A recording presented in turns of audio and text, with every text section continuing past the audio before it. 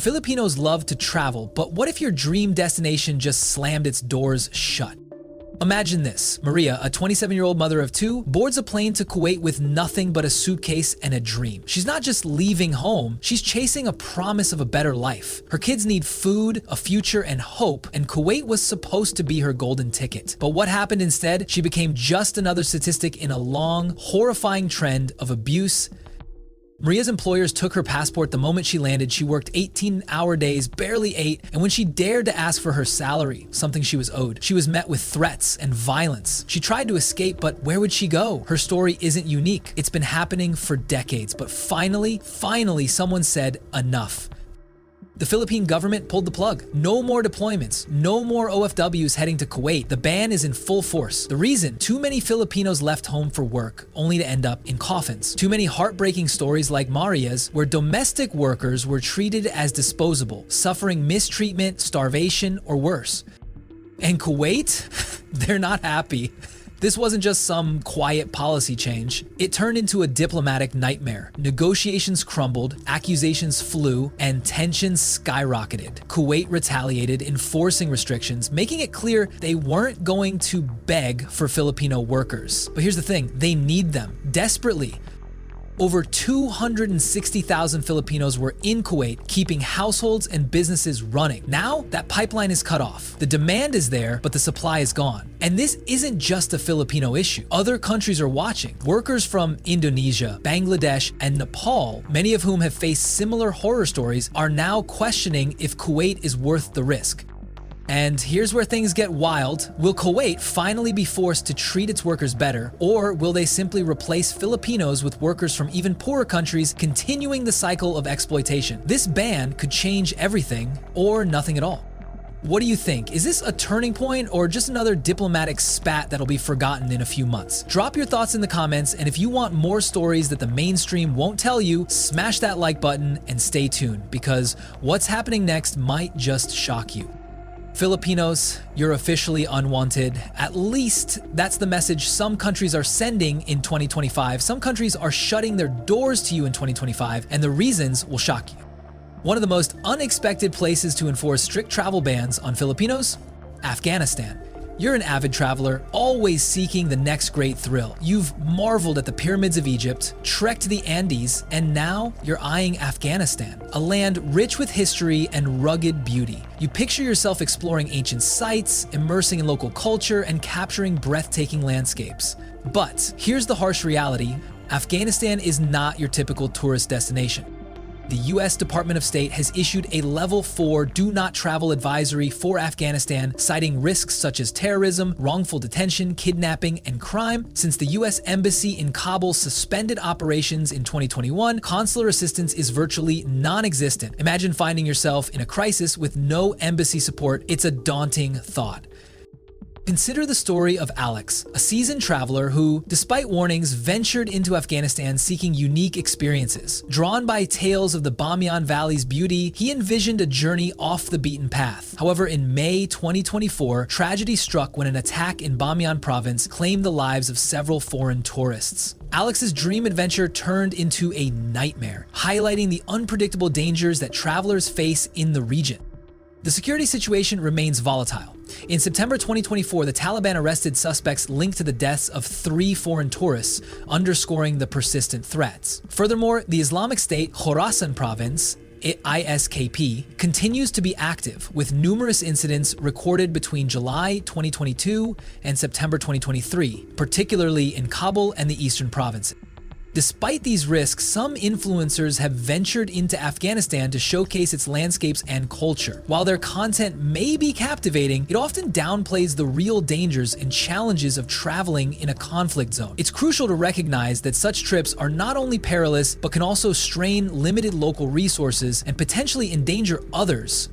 What do you think about this shocking ban? Is it justified, or is it an unfair restriction? Is the allure of uncharted territories worth the inherent risks, or should safety take precedence over adventure? Share your opinions in the comments below. And if you found this discussion enlightening, don't forget to smash that like button and subscribe for more in-depth explorations of global travel realities.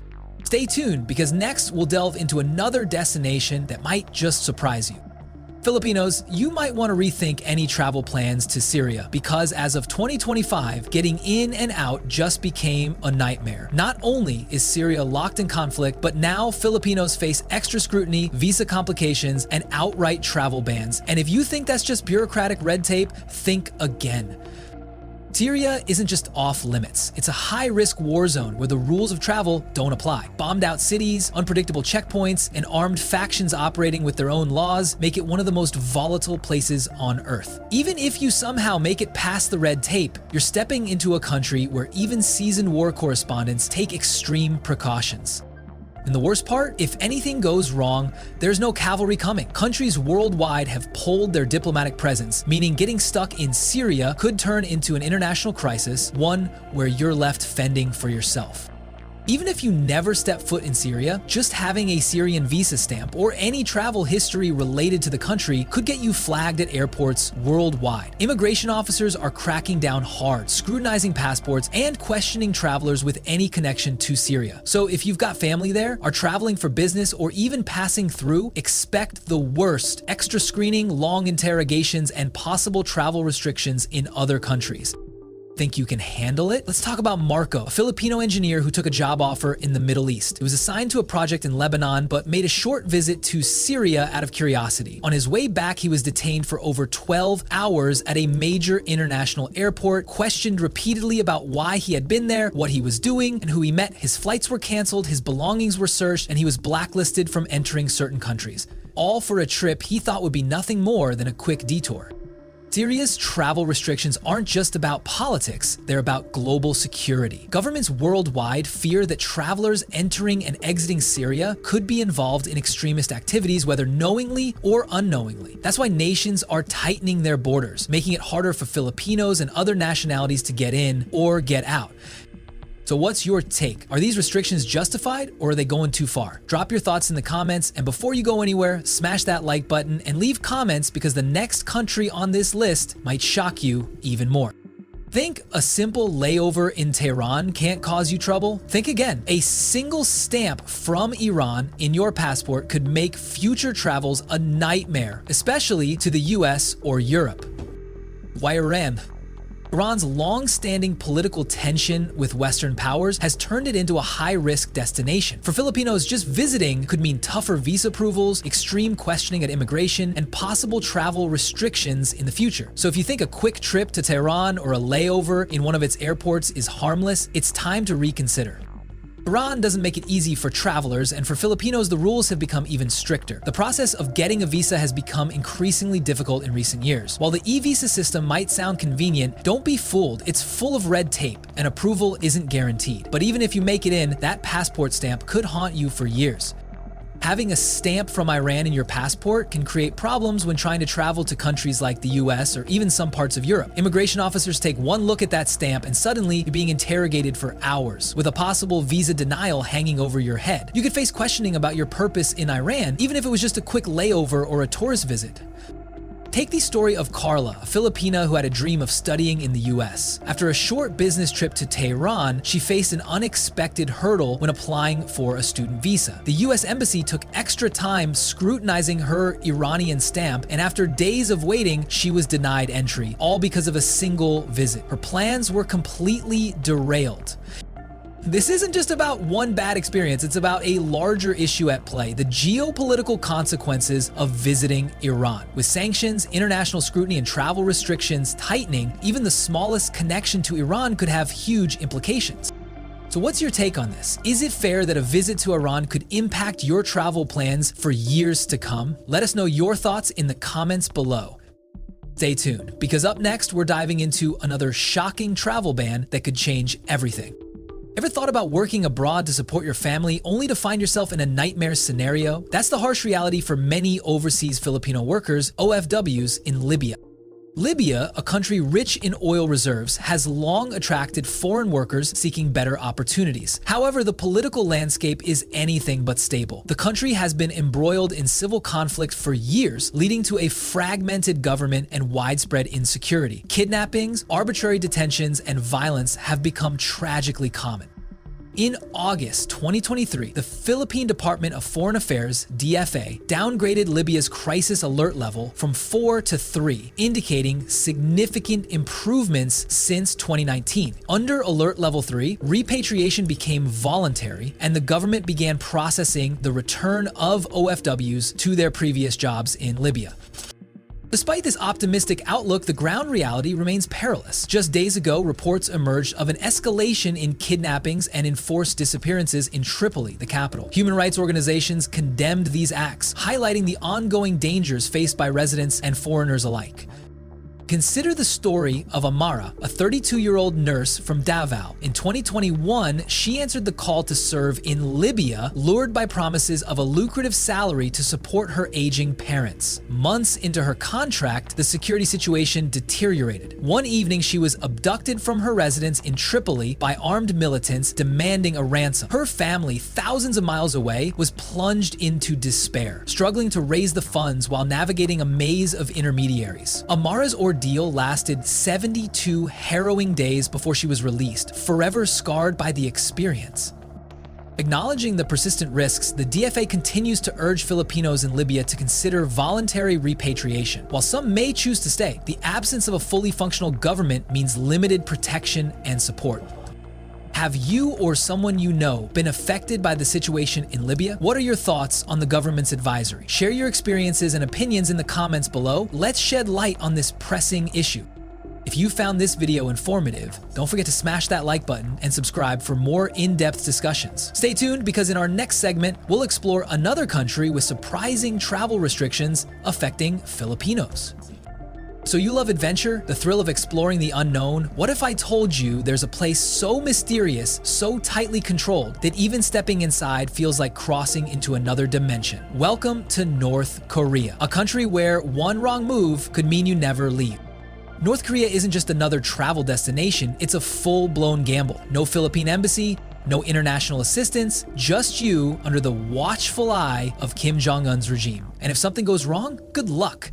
Detentions, forced confessions, and unexplained disappearances aren't just rumors, they've happened. Take Daniel, a Filipino English teacher who dreamed of seeing the world's most secretive country firsthand. In 2019, he joined a guided tour to Pyongyang, believing that as long as he followed the rules, he'd be fine. Wrong. During his visit, he made a simple mistake, snapping a photo of a military checkpoint. That was enough. Security pulled him aside, interrogated him for hours, and seized his phone. Though he was eventually released, he left North Korea shaken, knowing things could have been far worse. North Korea is under heavy sanctions, facing economic collapse and extreme isolation. The country has virtually shut its doors to foreigners, especially those from US allied nations like the Philippines, and even if you somehow manage to get in, don't expect an easy exit. Think a quick stop in North Korea won't affect future travels? Think again, a stamp from Pyongyang in your passport can trigger intense questioning in other countries. US and European immigration authorities closely scrutinize anyone with North Korean ties, making even a layover a potential headache. So, is visiting North Korea worth it? Or is it just a dangerous game where the house always wins? Drop your thoughts in the comments. Would you take the risk? And if you found this breakdown eye-opening, smash that like button and subscribe for more shocking travel updates. You won't believe what's coming next. Stay tuned. Sun-kissed beaches, vintage cars, and streets pulsing with the rhythm of salsa, Cuba sounds like a dream destination, right? Well, think twice before booking that Havana getaway. The island nation is back on the US blacklist, and if you're a Filipino traveler, that little Cuban stamp on your passport could cause you major problems. The US has reinstated strict travel restrictions on Cuba, branding it a state sponsor of terrorism. And while that might not seem like a big deal to Filipinos at first, the ripple effect is real. Countries aligned with the US are cracking down on travelers with Cuban connections, meaning one innocent vacation could lead to extra scrutiny, visa denials, or even outright entry bans elsewhere. Ramon, a Filipino entrepreneur, learned this the hard way. In early 2024, he took a trip to Havana, eager to soak in the old world charm and indulge in Cuban cigars. But months later, while traveling to the US for a business expo, immigration officers at LAX pulled him aside. Their reason? His recent trip to Cuba. What was supposed to be a routine arrival turned into hours of questioning, baggage searches, and intense scrutiny. Eventually, he was sent back on the next flight home just because of that one Cuban stamp. Cuba's tense relationship with the US means any connection to the island can trigger red flags. The situation worsened in 2023 when Washington reclassified Cuba as a high-risk travel zone. For Filipinos, this means more visa complications and longer security checks, especially when traveling to US-friendly nations like Canada, the UK, and parts of Europe. So, is that Havana adventure still calling your name? Or does the hassle outweigh the hype? Drop your thoughts in the comments. Should Filipinos be concerned about these restrictions? And if this breakdown just saved you from walking straight into a travel nightmare, smash that like button and subscribe. But hold on, this next country on the list, let's just say if you thought Cuba was bad, what's coming will leave you absolutely speechless. Stay tuned. Ever dreamed of sipping a cocktail on a sunny Caracas beach? Well, forget it. Venezuela is off limits, and for good reason. What was once a vibrant country is now spiraling into absolute chaos. The economy has crashed so hard that a loaf of bread costs more than some people's monthly salaries. Violent protests erupt like clockwork, food and medicine are scarce, and crime, let's just say if you step outside at the wrong time, you might not make it back.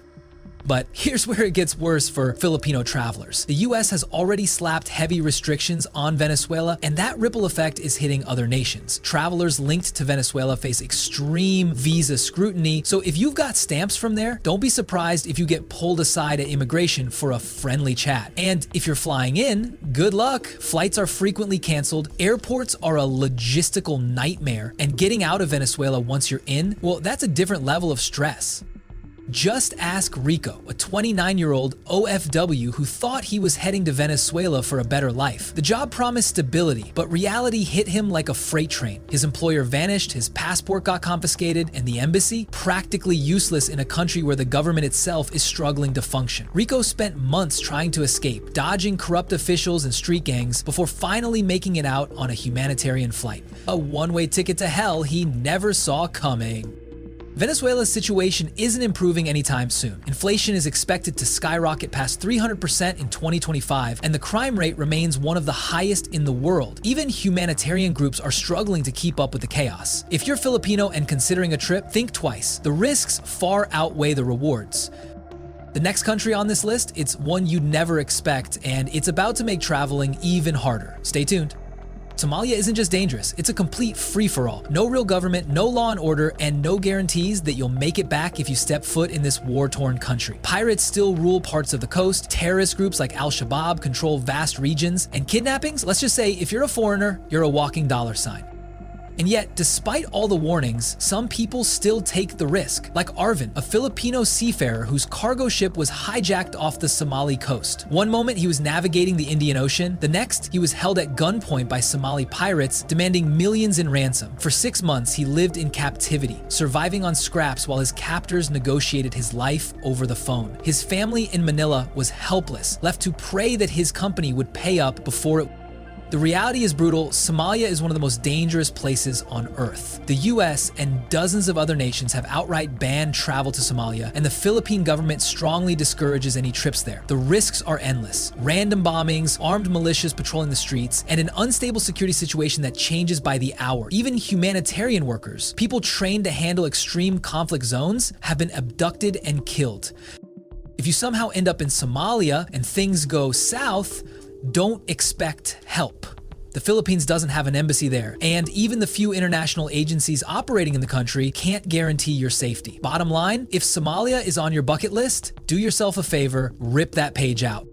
But whatever you do, don't click away. The #1 country on this list, it's a ticking time bomb, and if you even think about going there in 2025, you might not make it out. Stay with me, you need to hear this. Filipinos, brace yourselves. This is the last place you'd expect to see on this list. The United States, the so-called land of opportunity and home to millions of Filipinos, might just slam its doors shut. Sounds impossible? Think again. A proposed travel ban could target citizens from over 40 countries, including the Philippines. If this passes, it won't just mean longer visa wait times, it could mean outright bans for certain travelers. Take Javier, a Filipino nurse who's been working in the Middle East for years. He's dreamed of moving to the US for better opportunities, just like his cousins did. After saving for years, he finally applied for a work visa, only to find out that approvals for Filipinos had plummeted. Suddenly, his American dream was slipping away. What's causing this? Immigration policies in the US have been tightening and Filipinos are getting caught in the crossfire. In 2024 alone, visa rejection rates for Filipino applicants surged due to stricter background checks and policy shifts. The Biden administration has hinted at reviewing immigration policies in 2025, and rumors of a broader travel restriction list have only fueled anxiety. And if you think being a tourist makes you immune, think again. More travelers are facing extreme vetting at US airports, with Filipino visitors reporting longer interrogations, increased rejections, and even sudden deportations upon arrival. The US has always been a top destination for Filipinos, whether for work, education, or family reunions. But if this travel restriction becomes a reality, the dream of stepping foot in America might just become an impossible one. What do you think? Is this a justified move for national security, or is it an unfair barrier for hardworking Filipinos? Drop your thoughts in the comments.